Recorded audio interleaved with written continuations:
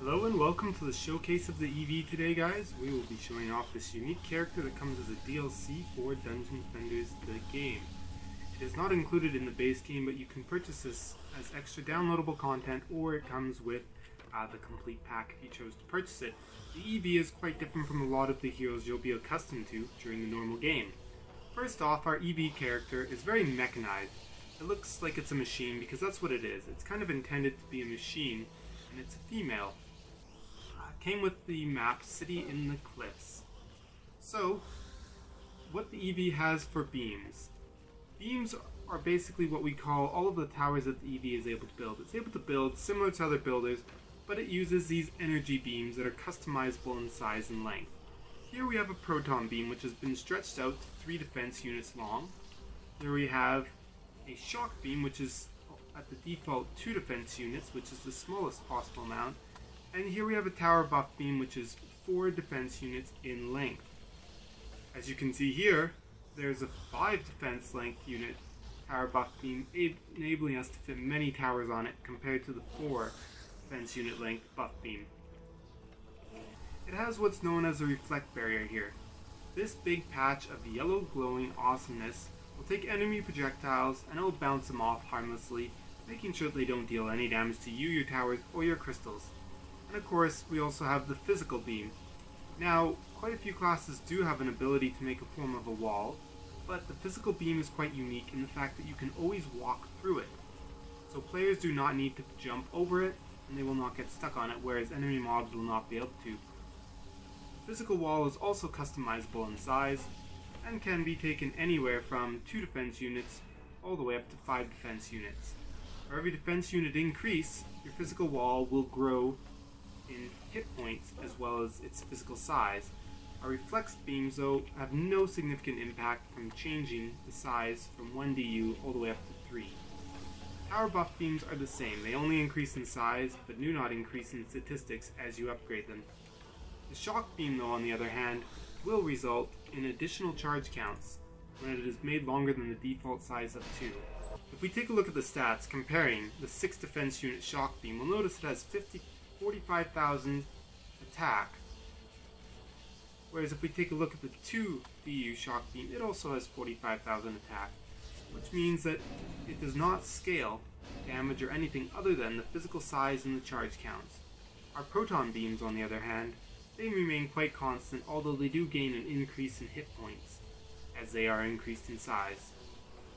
Proton beams just do raw damage, dealing damage to anything that walks along its path or just slightly adjacent to it. Whereas shock beams, the idea with them is they're supposed to stun the enemies and keep them from moving. As you can see, the enemy stun time on this beam is currently 2.53 seconds. So not very long, but it might be just long enough to deal the extra damage you're looking for. Or it might go off again and stun the enemy a second time. As you upgrade your tower buff beams, you'll notice all of the stats actually get to change. If we look at this fully upgraded one, we can clearly see that all of the stats have increased, which is quite nice. Compared to traditional towers such as a fireball tower, as you get into higher stats, you will only notice the damage and the health really changes too much, and the rest of the stats remain fairly consistent. As you can see between the 2 fireball towers, tower buff beam has massive potential to greatly make your towers a lot stronger than they are. And it only takes 4 defense units, and suddenly you have a tower that's much better. Here, on the right, without being buffed, we have a fireball tower that shoots about 18,000 damage per hit at 0.14 seconds, compared to 38,000, which is more than double the damage. And it shoots at a rate of 0.08, which is much faster. So, by spending 4 defense units, we effectively got a second fireball tower for free. Well, 1 free defense unit. And the nice part is you can always fit more than 1 tower on a buff beam. This is greatly used to your advantage in games. You're able to stretch your defenses much further. If we look at the tower range, we usually don't notice too much about the tower range on the buff beam because, well, that's just a stat that's given to the tower. But if we look at the size of this aura, now that the buff beam's been upgraded slightly, and then we look at the size of one of our auras back here, we'll be able to notice there's a difference in size. That is because the buff beam causes your auras to grow in size. It causes all of your towers to have further range, but the auras is obviously the most physically notable.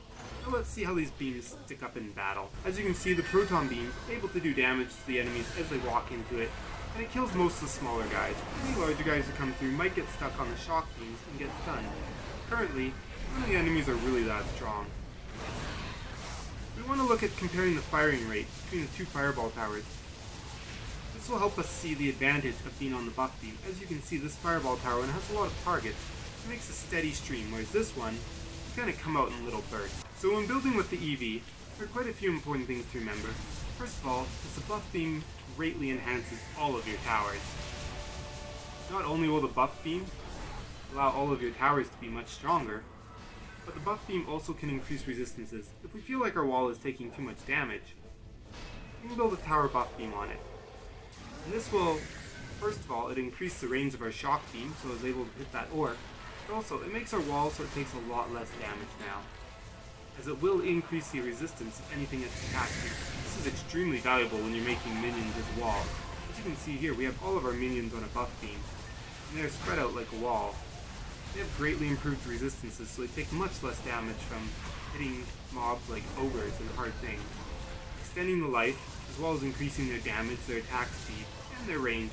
I hope you guys enjoyed this demonstration of the building abilities of the EV.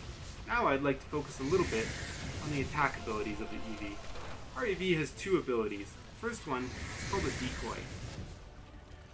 This one, you place an image of yourself, which enemies are naturally attracted to. You can be standing very close by, and they'll still continue to go with the decoy instead of yourself. Well, not always, but usually. Once the decoy is dead, it will blow up and deal a lot of damage to the enemies, thus allowing you to have distraction as well as deal damage to the enemies.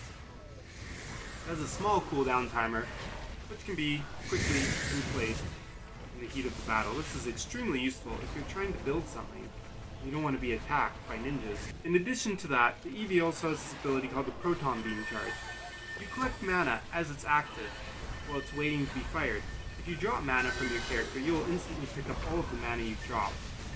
And once you click the button to attack, it will create a solid beam dealing damage to all of the enemies in its path.